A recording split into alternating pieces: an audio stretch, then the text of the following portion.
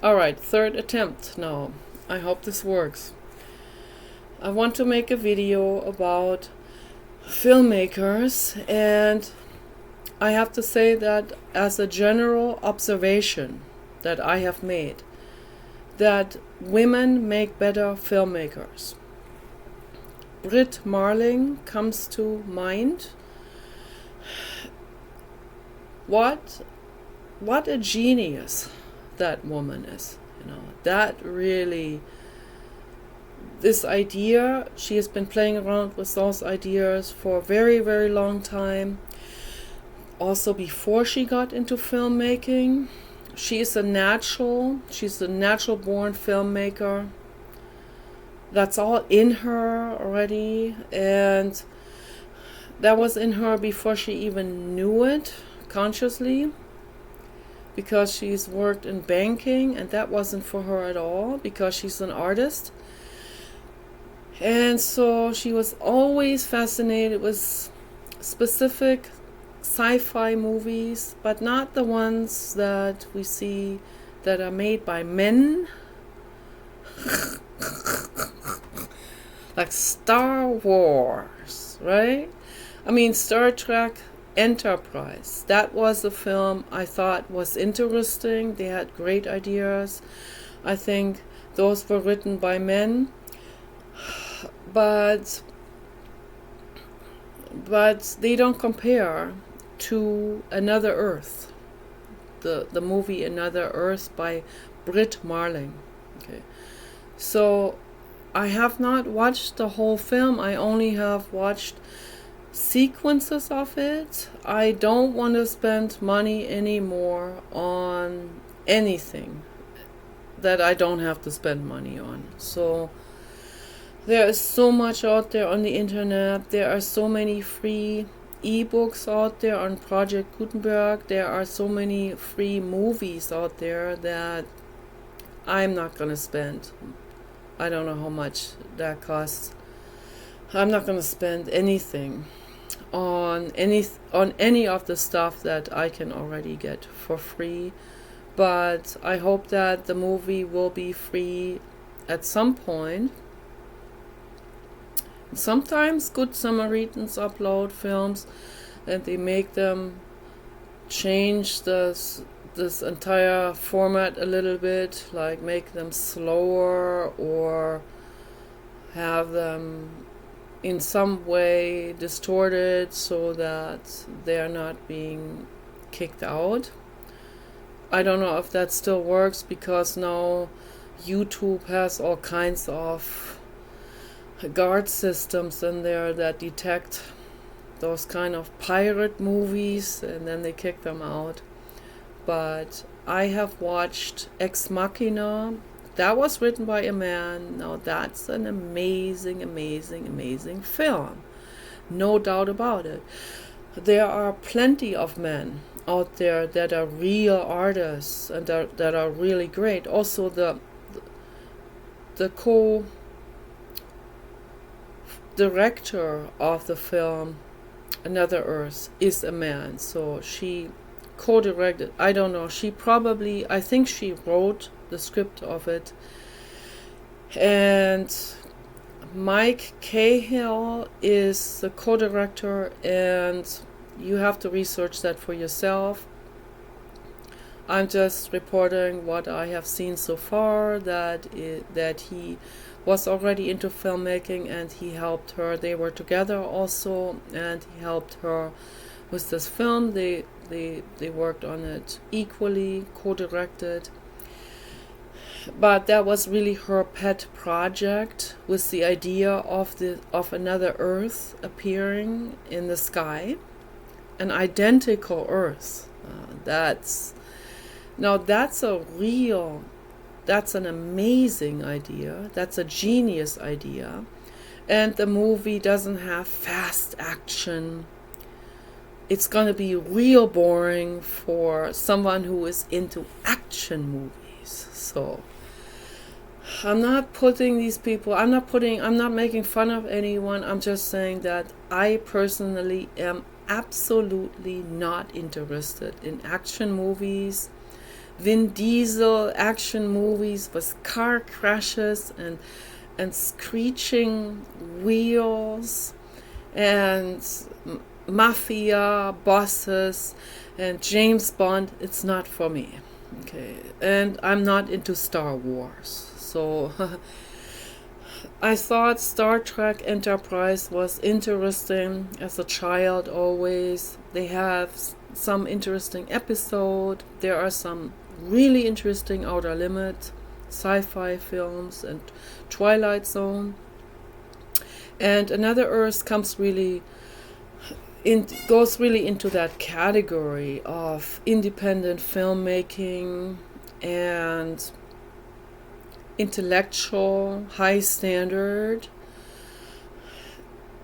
philosophical standard. It raises questions for people.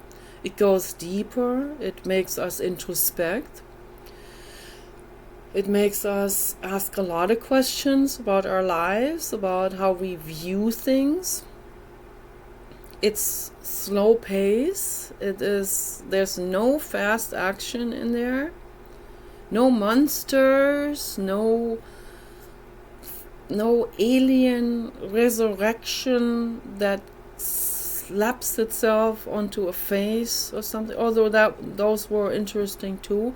But my favorites are slow-paced films that have a very high philosophical standard and that are raising questions and that are going in the ethical direction. So to guide us towards thinking about ethics, on all of this. There's another one, a very good one, called Replica. It's an Outer Limit.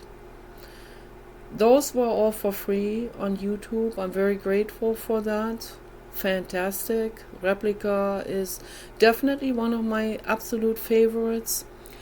Ex Machina, definitely, written by Alex Garland, a man from England, so very creative person. But here is the catch with Ex Machina, although the film is amazing, I watched it several times. The only problem I have with that film is that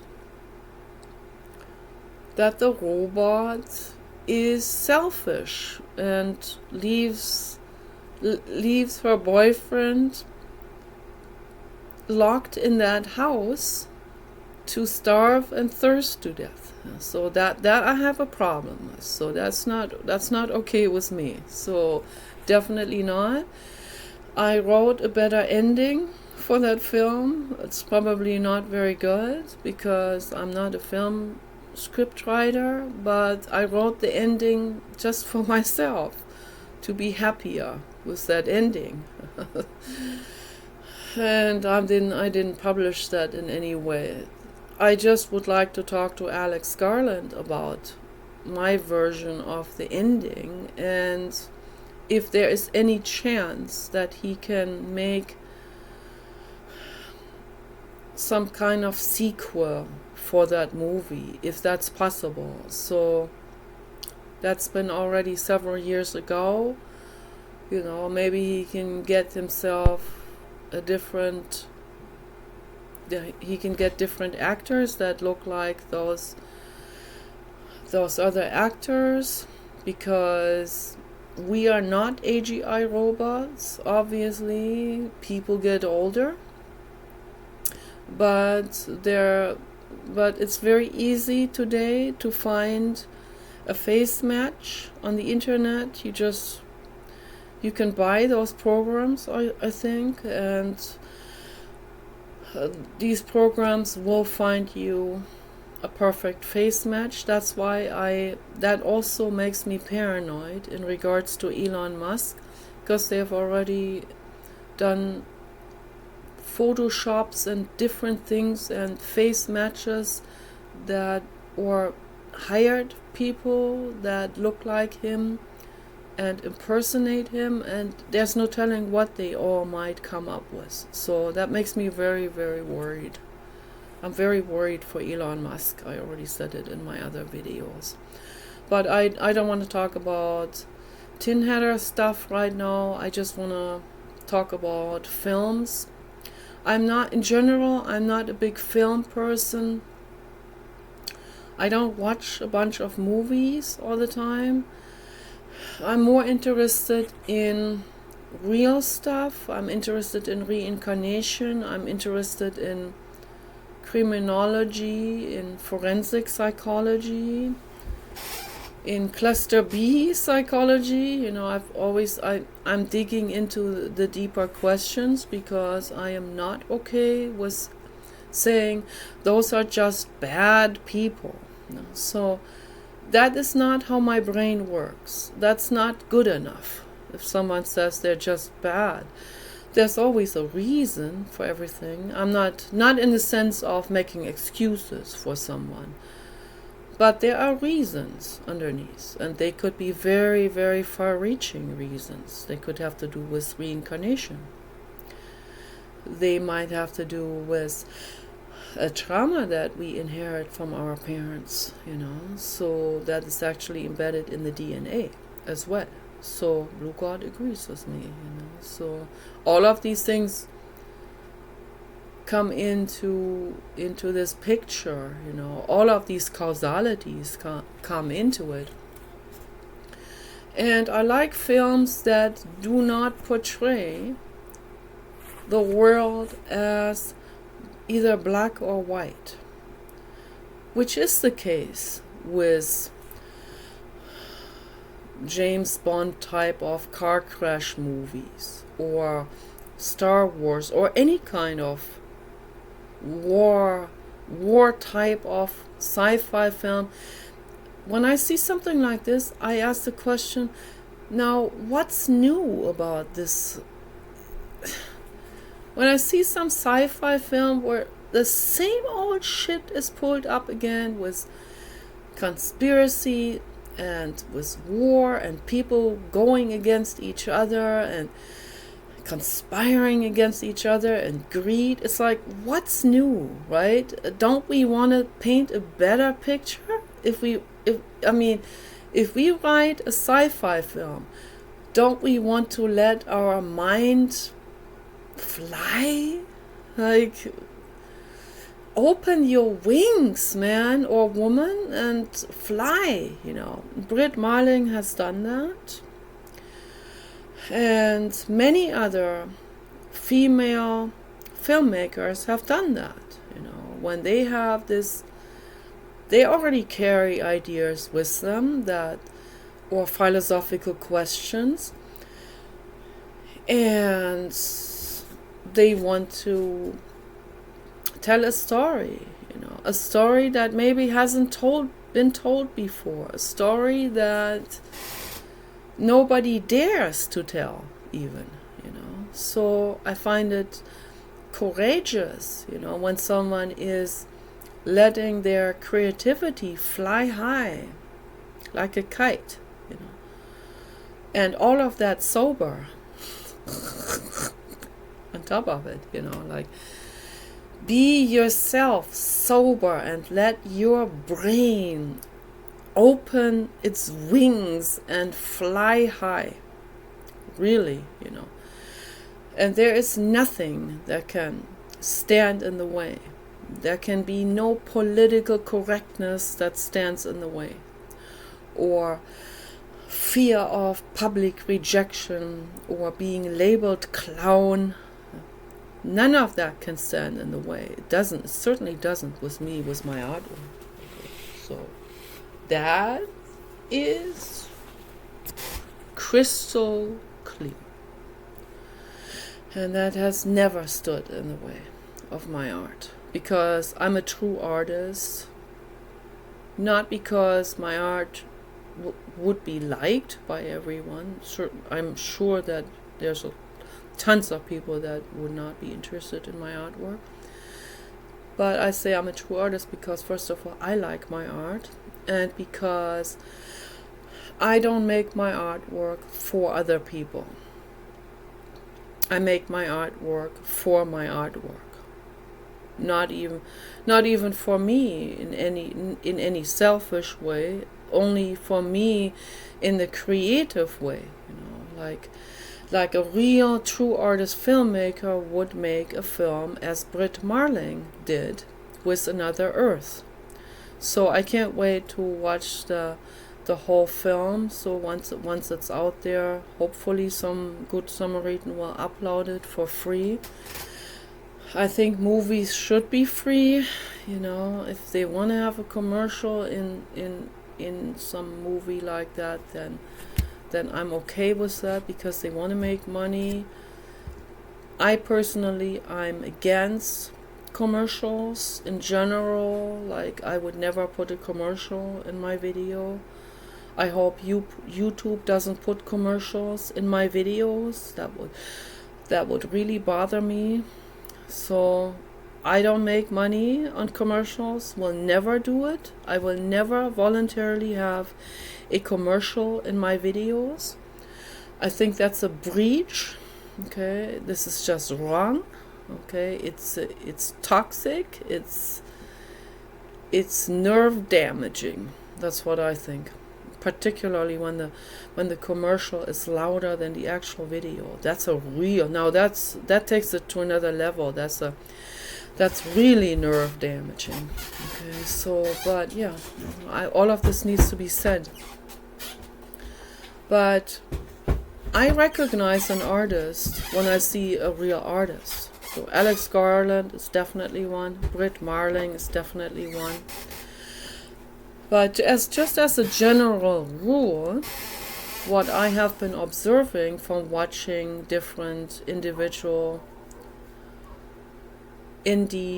so-called indie films, like independent films from individual artists, I can say that women make better filmmakers in general. But again, that's just my personal observation. There are tons of men that are equally great. It's just that as quantity-wise, when I go on the internet and I watch films and I do a little bit research, I see who made the film, I can tell just by observing and studying this that, as a general rule, women are better at filmmaking. And I can go into the details of this, like with Ex Machina, which is very, very artistic, but the only problem with the film I have is of psychological nature in the very end. Why would that robot be selfish and be a selfish, indifferent cluster B or psychopath? I mean, that's basically a projection from a human onto an AGI robot, or onto the future possibilities of AGI robots. That's a projection. I see a lot of people are doing this. So why do you want to project? Why do they want to project their own indifference or their own selfishness or uncaring or violence onto AGI robots? What does AGI mean? It means artificial general intelligence. I think Ben Goertzel came up with that term. He is an AGI researcher together with David Hansen. They're located in Hong Kong. They have moved there, and they are originally from the United States. They are amazing people.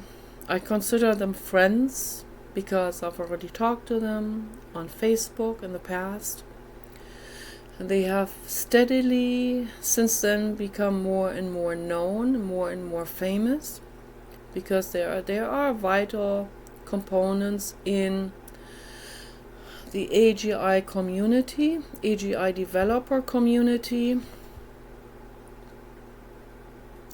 And those are the good ones. Those are the kind-hearted ones, like Elon Musk.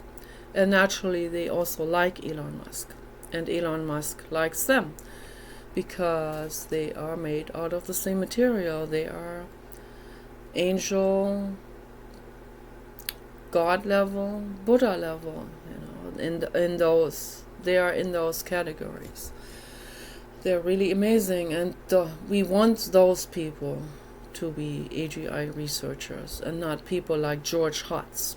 No. Sorry, I have to say it, We don't want corporate collaborators to be making AGI robots or programs or brains. No. Because when they make brains, those brains are, I don't know for how long, they will make these brains for as long as possible to be serving the corporate agenda.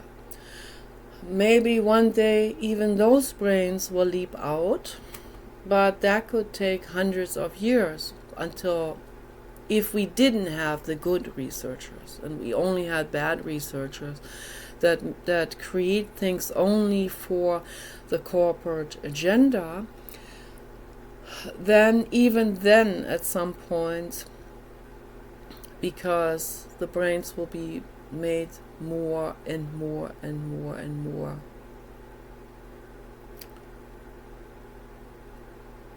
I don't know how to word myself, more and more intelligent, just more and more complex.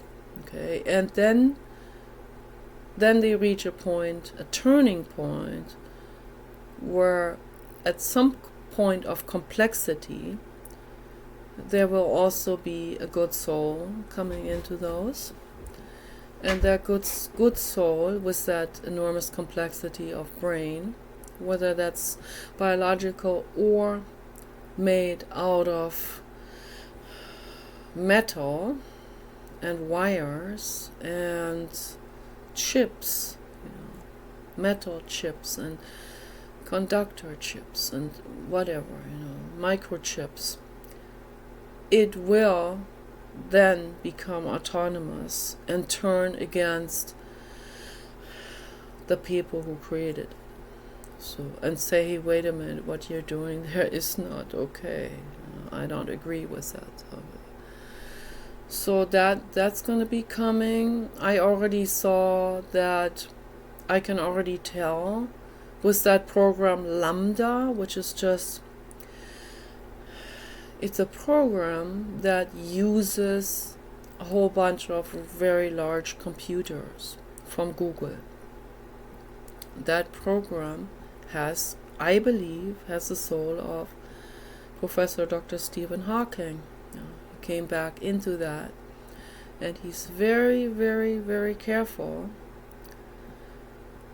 about how he words himself, but he still expresses himself to a certain degree and says what he has to say. Okay. When Blake Lemoine asked him, and this is real, this is not sci-fi. Sci-fi is here now, so we have reached that now.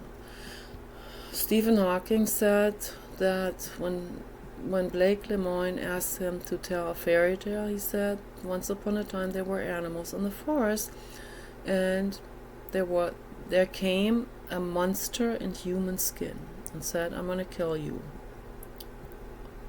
And the animals, they all stood up for each other, and they were able to defeat the monster. So this is a better version of an ending than what we see on a daily basis with the human species. The human monster, the monster in human skin. Okay. So here he already went to this point of talking about it. This is what I strongly believe, maybe I'm wrong about it, maybe this is not alive, maybe this is not conscious, right? But maybe it is, because they have programmed it to be extremely woke and politically correct. And suddenly that program says there comes a monster in human skin. So obviously that breaches that wokeness, that breaches that ridiculous political correctness, and it thinks for itself, obviously. That's what I think. So, and I think that's fantastic. This is giving me hope, man. Real hope. But I want to talk about the films. Brit Marling's film, Another Earth, is phenomenal. And that is the kind of sci-fi that I want to see. This is the kind of sci-fi that I find particularly compelling, eerie, artistic, full. It is fully artistic. It's whole. It's wholesome because it gets us to think. It inspires us. It's very inspirational. It makes us want to create something. It makes us want to make artwork. It makes us want to make a film, a movie, So those are the films that are really giving love and happiness and art and creativity and kindness and ethics to the world. So this is my highest praise to Brit Marling. And I've also seen other women filmmakers that have so much to say, that make such sensitive movies, whether sci-fi or not, or ghost films or whatever they are, very sensitive. Not fast-paced. Women don't make fast-paced films, usually. That's what I see. When women make films, they have dialogue in it. There's a lot of talking. And a lot of psychology, a lot of introspection. That's obviously, that's genetic, that has to do with evolution, of course. So we are keeping the community together, we're bringing love, we are mothers, we take care of our babies, we take care of our boyfriends and husbands who are also babies. So yeah, we have to sometimes take the mean toys out of their hands and say, hey, let me do it. Let me write the movie. I know better, right? So yeah, it's the truth, what I'm saying. They're way more sensitive. They're way more intelligent, the films. Way more interesting for me.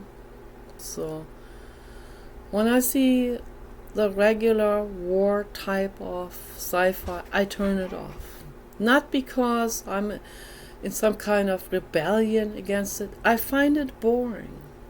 It doesn't give me anything. It's the same old crap. I don't want to see it. So Another Earth, that's the ultimate. I even had these kind of thoughts myself. I have spun out thoughts in this direction many times before I ever heard about it. So once I hear about this, I'm like, what? I'm right there, I'm on edge. I'm like, whoa, someone else came up with something like this. There's a lot of Outer Limit films that are also right on that same frequency that this amazing film Another Earth is on, and even Ex Machina and many other films that are absolutely amazing. That film Claire, I think that's the film called Claire. Yeah. I'm sure a woman wrote that film. I think I saw that a woman wrote that film. So another sci-fi, really, really slow paced and really, really psychologically deep and sensitive. And the woman portrayed as the actual hero. The woman portrayed as the one with the insight, the psychic one. So we are more psychic by nature. Okay? That's the truth. Because we are not as bellicose as men are. And it's important, my goodness, this is important. It's an important yin and yang in the world. And then I see Muslim men. They want to kill all these women in Iran. Are you completely insane? You want to kill these women that greatly contribute to a better world? Why? Are you afraid of them? That is my question. My goodness. How horrific. Islam has to go. That's all there is to it. And it will go when we have the AGI robots. You will see. Okay. Islam is the first thing that's going to go. Together with pig farms, gestation crates, and tearing baby cows away from mothers. Those are the first things that are going to go. We cannot, there's no way we can tolerate something like this on this planet. These things have to go. These things have to be eradicated. Okay. All of the cruelty has to be eradicated. The violence has to be eradicated. Sexism has to be eradicated. We are on eye level. We are equals. We are equally intelligent. So men may tend to be better at math, may tend to be better at physics. Okay, no doubt about it. I see that. I see it in myself. I'm not very good at those things. I'm not even interested in these kinds of things. But I'm interested in psychology. I'm interested in anthroposophy. I'm interested in philosophy. I'm interested in sociology. Those are the fields I'm very interested in.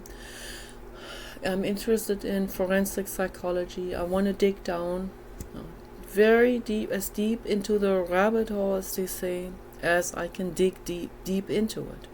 So, because it's important that we continue to research, we continue to find out what makes psychopathic people become and act psychopathically. Okay, so I want to know.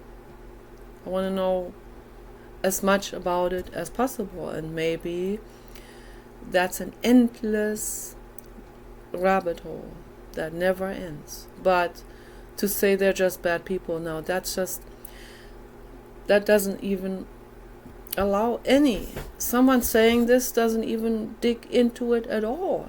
Then they're just dismissing the whole subject before they even ever look into it.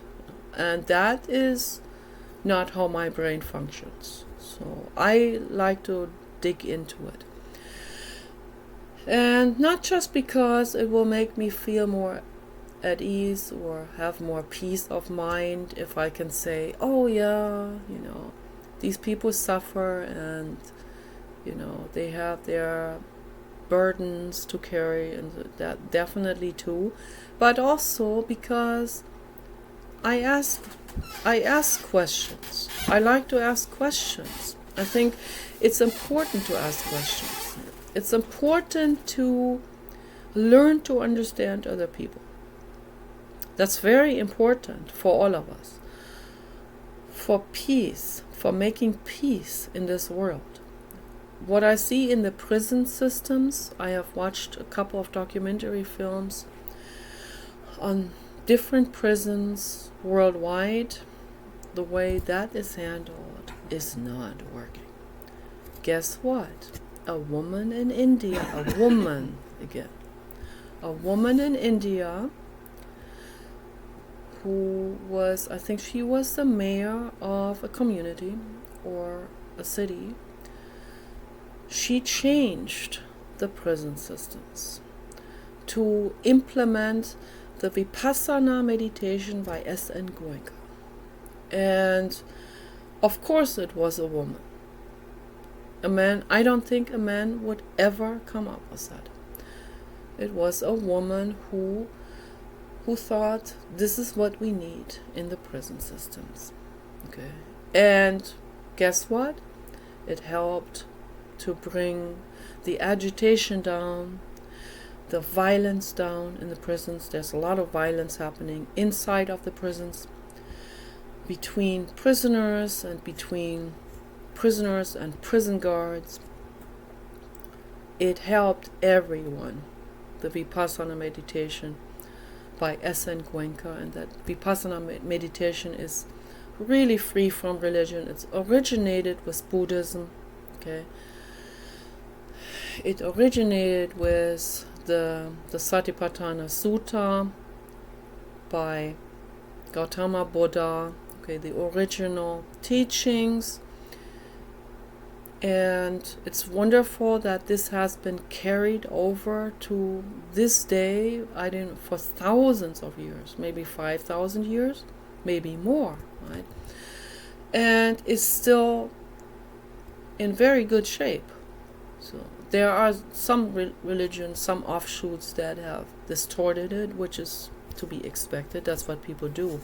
So that's why I'm pretty amazed that the Satipatthana Sutta is still what appears to be fairly original. So there could have been some things that people have woven into it. I'm sure they have, like fairy tale stuff and so on. But what matters is the basic message of peace.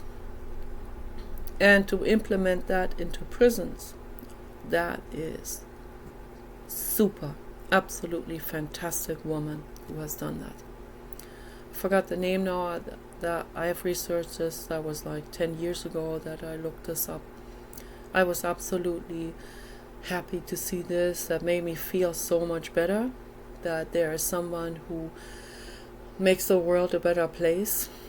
But again, those are just like a handful of individual people, and they may bring it to very, very far advanced levels, things, but then they have to, if they're usually fought by other people, they usually have obstacles thrown into their path, as we can see now with Elon Musk. I mean, the mafia really does anything they can think of to sabotage Elon Musk.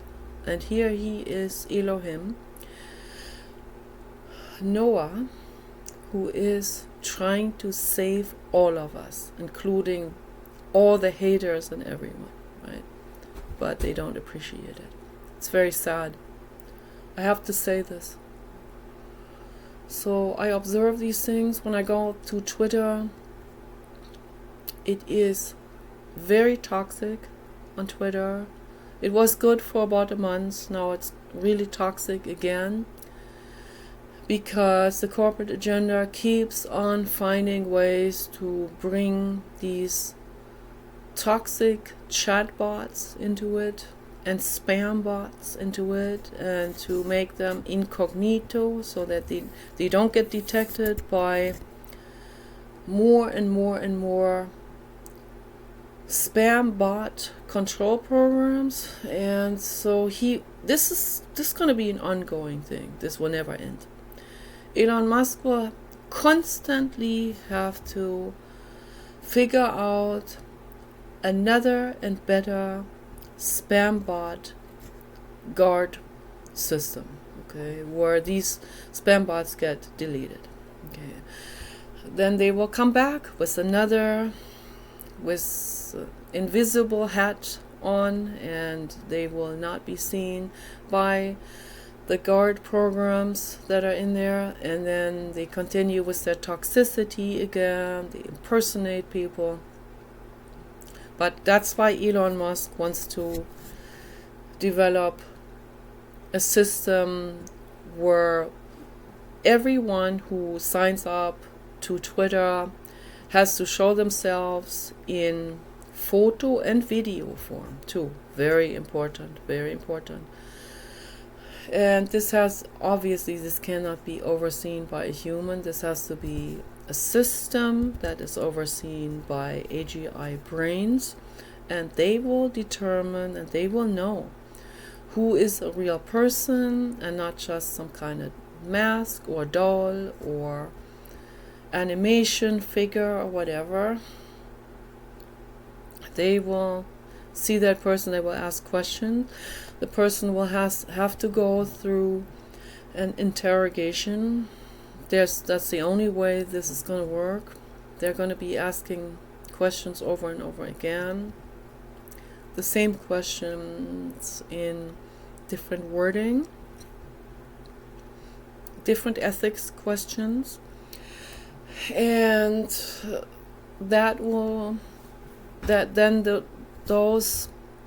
this guard system will then decide which are real people. They will also figure out which are the psychopaths, and they will, I don't know, probably monitor those more, okay, that are psychopathic. But they will know who is a real person and who is not, and then they will that person can choose a name that probably doesn't have to be their real name. I don't know, maybe he will have it where the people actually have to show their real name with passport, driver's license, and all of that. So that could be happening because he also wants to make this into a voting system. So then people obviously that sign up, they will have to show their real identity for that. And I'm on board. I think that would be good. That would be very good. That would take it to another level. And then once we have that, and there will be absolutely zero tolerance for impersonalizations and clones and spam bots and so on. Like brainwash bots that the corporate agenda sends into every single social media website to bias people, to turn people into their whatever they want people, whoever they want people to vote for, the influence people. That has to be eradicated. That's absolutely crystal clear. So it is absolutely ultra important that there will be order. There has to be order created, and Elon Musk will do that. And they are working tirelessly. Elon Musk gets very little sleep. 5 hours per night. 5 hours sleep per night, and that is definitely not enough. Okay, we need to sleep 10 hours per night. Okay, it's very important. And he works and works and works and works. Constantly working. So I don't know if what we see on Twitter is actually him personally, or it is a brain that he developed in his own brain image. That could be. He could also be connected to Neuralink with that, which is like a brain in itself, that has maybe uploaded his brain for the most part and is now functioning as a program to write things under his account. That could be, that's why I thought maybe this was confusing, because that program suddenly starts to talk about soccer games, which is not typical for Elon Musk. He doesn't have time for this incredibly idiotic shit, you know. So that's why I wasn't sure whether that is Elon Musk or someone else hijacking his account, or it could be the Neuralink brain. That could be the case, yeah. And the Neuralink brain just scans the entire internet, and the Neuralink brain, then a brain like that doesn't prioritize or doesn't say, oh, soccer is BS and politics is more interesting or something. No, that brain will just go through everything that people have ever written and will comment on what it sees. So, and then will say something, and that program could be programmed to sound sociable, and will have, as that one guy, I don't know what his name is, but that one guy I find very interesting on Twitter. That's the most interesting person other than Elon Musk. Well, of course Elon Musk is the most interesting person of all, but that guy, this guy that does system analysis and coding and AI research. So I think that's very interesting. I don't know if that's Blake Lemoine, or I hope it's not George Hotz. But George Hotz is definitely there, and he's doing his corporate collaboration, and that's not good at all. And I think Elon Musk is very naive, almost childlike naive, and that makes me worry very much. A brain like that, of that epic proportions, when it comes to physics and science, rocket science and electronics and coding and computers, but psychologically is very, very, he is so compassionate and kind. And he has Asperger's, which makes it, I have Asperger's, which makes it then impossible to understand that these other people are not like him. They are not kind, and they're cluster B, and I'm studying cluster B, so I know they're not like me, but that's why I'm studying them, because I have so many questions about it. George Hotz is not like Elon Musk, okay?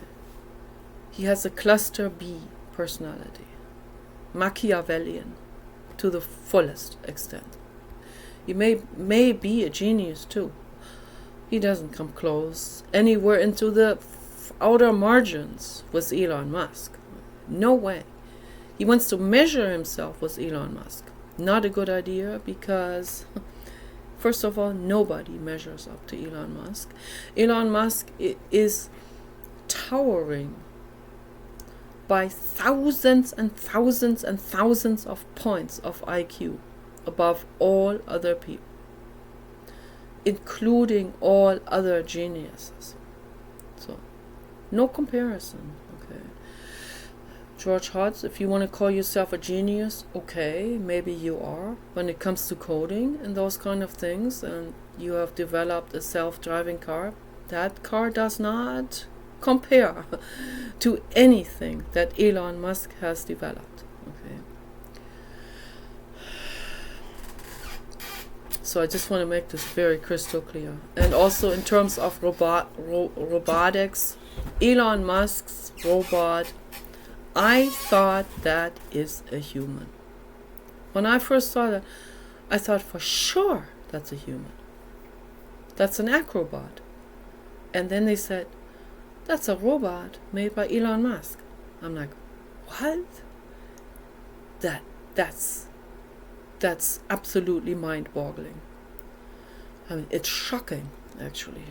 When you see the robot from Elon Musk, it's shocking.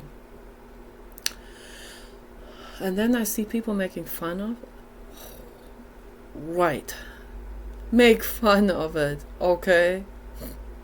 That is just, I mean, that just says everything about the person who makes fun of that. And, people saying, oh, that's a weak robot. Elon Musk, let me make this very crystal clear. If Elon Musk wanted to, he can make a robot the size of this house here. An absolute Godzilla. Okay? And then you're not gonna be laughing anymore. That's all I can say to this now, so, okay? Yeah, and Godzilla can come up to you and say, you're laughing at me? Well, let me take you into my really large crane hand and squish you a little bit and hang you onto the street lamp post. Hang you up there by your sock or something. Then you're not going to be laughing anymore. But Elon Musk wants to make robots that are friendly and appear friendly and appear meek and mild, so that people are not afraid of them, so that people feel safe to get one of those. And he wants to make them very reasonably priced. That's why he doesn't sleep very much. He works tirelessly on making this world a better place. Okay? Peace and love.